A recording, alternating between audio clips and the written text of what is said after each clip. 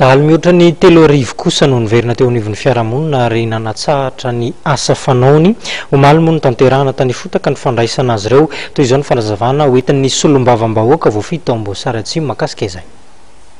Fomba nandresenay lahatra an'le dahalo zany a dia teo amin'le hoe holany tamingana ny taranaka andry zareo zany satria efa betsabetsaka ihany reo maty tratra vonoiny tomponomby sy vonoiny mpitandro filaminana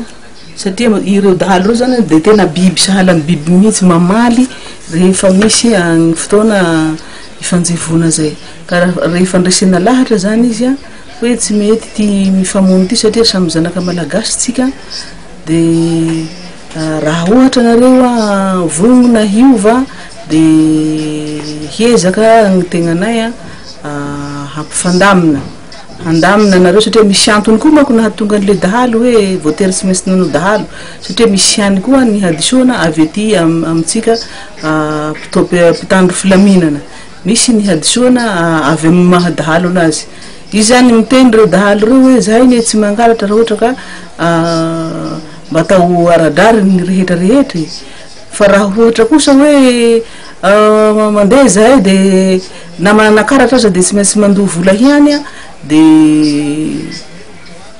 voatery zahay tsy maintsy mangalatra satria zahay tsy mahita vola zahay tsy mikarama isam-bolana fa ny asanay zany dia mamboly zahay nefa io fambolena nataonay taloha io a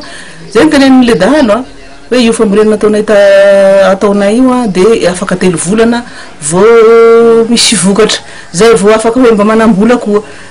dia nefa re ohatra anao mandeha eny an-tsena eny a dia voarebireby ny gendarme sy ny polisy sasatsasany a fa tsy izy rehetra manao an'izay dia farany zany ry zareo a dia miafinany a dia manao an'le asan-dahalo a dia satria izy zany raha ohatra hoe taloha zany mbola afaka mifampiraharaha amin'ny mpitandro filaminana tatia farany taty moa zany a no niezaka koa nataon'ireo gendarme reo koa zany a zay nandresy lahatra mafy koa indrindra fa io groupement ny feu dauphin sy capitaine Faneva io zay tena nandresy lahatra an'ireo koa zany a dia tena tapa-kevitra zany ireo a fa aleo tokoa hifampihavana satria ny zanaka andreo rehe marary tsy tonga amin'ny hôpitaly a tsy miditra an-tsekoly a